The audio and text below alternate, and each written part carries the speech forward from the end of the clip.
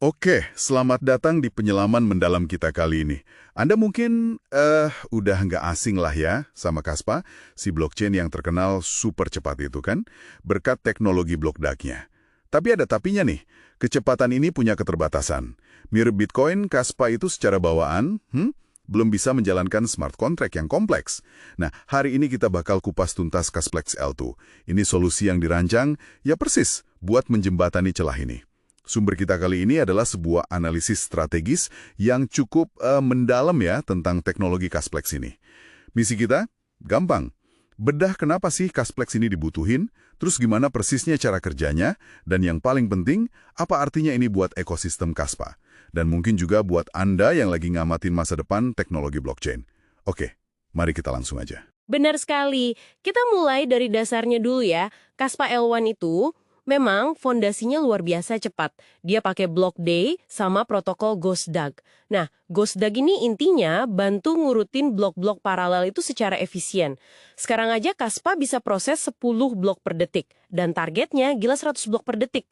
Artinya apa? Ya konfirmasi transaksi super cepat. Di bawah 10 detik udah kelar. Tapi, nah ini dia.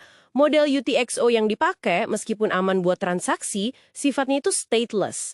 Stateless itu artinya dia nggak nyimpan status atau riwayat berkelanjutan gitu. Jadi, yang nggak cocok buat jalanin smart contract yang butuh melacak banyak kondisi.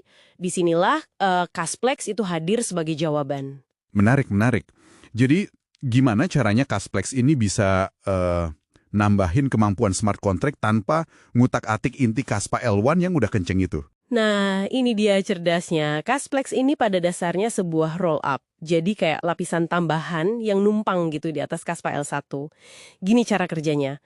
Kode smart contract, teknisnya itu EVM bytecode ya. Instruksi buat mesin virtual Ethereum. Itu disematkan langsung ke dalam data transaksi di L1. Terus, L1 Kaspa yang super cepat itu tugas utamanya tetap ngurutin transaksi sama mastiin data ini ada. Jadi semacam sumber kebenaran tunggal gitu. Nah, baru lapisan keduanya, si Casplex ini, dia yang bakal baca data itu, eksekusi kodenya, terus ngelola semua status smart contract. Jadi, komputasi yang berat-berat itu dialihin ke L2, tapi keamanannya tetap berakar kuat di L1.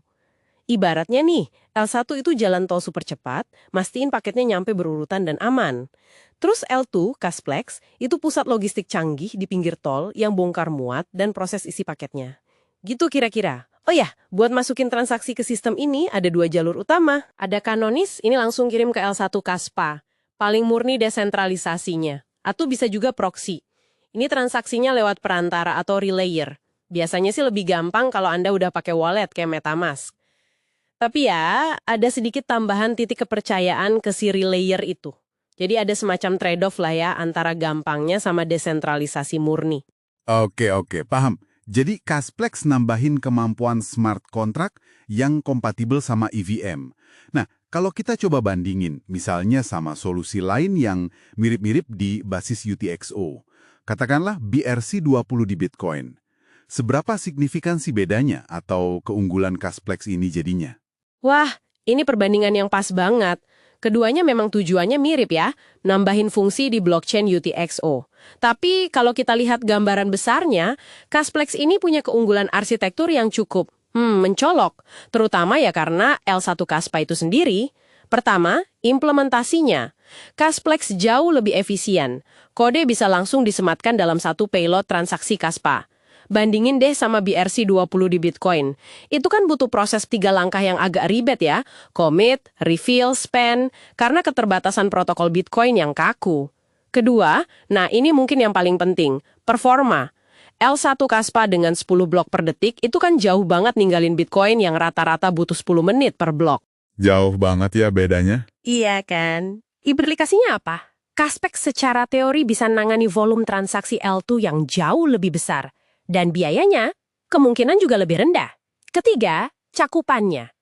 BRC20 itu fokus utamanya ya bikin token. Udah. Sementara Casplex, dia bawa kompatibilitas EVM penuh.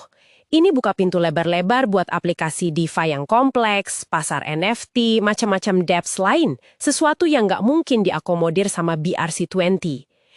Ini benar-benar nunjukin betapa pentingnya kecepatan dan fleksibilitas L1 buat kemampuan L2 di atasnya. Oke, aspek teknis dan perbandingannya udah jelas. Kalau kita mundur dikit nih, lihat dampak strategisnya buat Kaspa di dunia blockchain yang lebih luas, gimana? Kecepatan L1 memang unggul, tapi apa itu cukup buat narik developer dari ekosistem L2 yang mungkin udah lebih matang? Kayak di Ethereum gitu, meskipun L1-nya lebih lambat. Itu pertanyaan yang sangat relevan.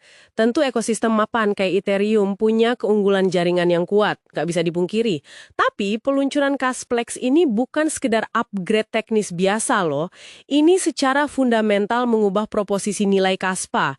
Dari yang tadinya mungkin dilihat cuma sebagai jaringan pembayaran super cepat kayak emas digital yang bisa gerak kilat, sekarang Kaspa bertransformasi jadi platform potensial yang sangat kuat buat di apes dan di fiber kecepatan tinggi.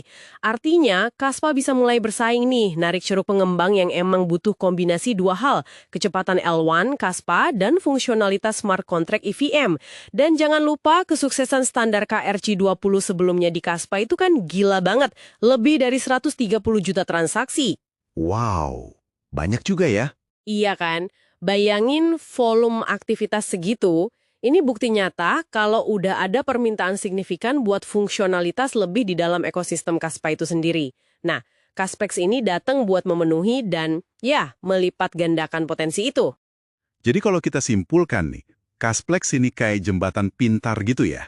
Berhasil nyatuin dua dunia. Kecepatan kilat Kaspa L1 yang unik, sama fleksibilitas smart contract EVM yang udah dikenal luas. Solusi ini ngatasin keterbatasan model UTXO tanpa ngorbanin keunggulan utama Kaspa di kecepatan dan keamanan L1. Tepat sekali. Jadi, buat Anda, ini artinya Kaspa lagi berevolusi secara signifikan. Bukan lagi sekedar alat bayar super cepat, tapi berpotensi jadi fondasi buat gelombang baru aplikasi DeFi dan dApps. Bisa jadi nih, aplikasi-aplikasi masa depan yang bakal Anda pakai nanti, dibangunnya di atas salah satu blockchain tercepat di dunia ini, ya berkat jembatan yang disediain Casplex ini.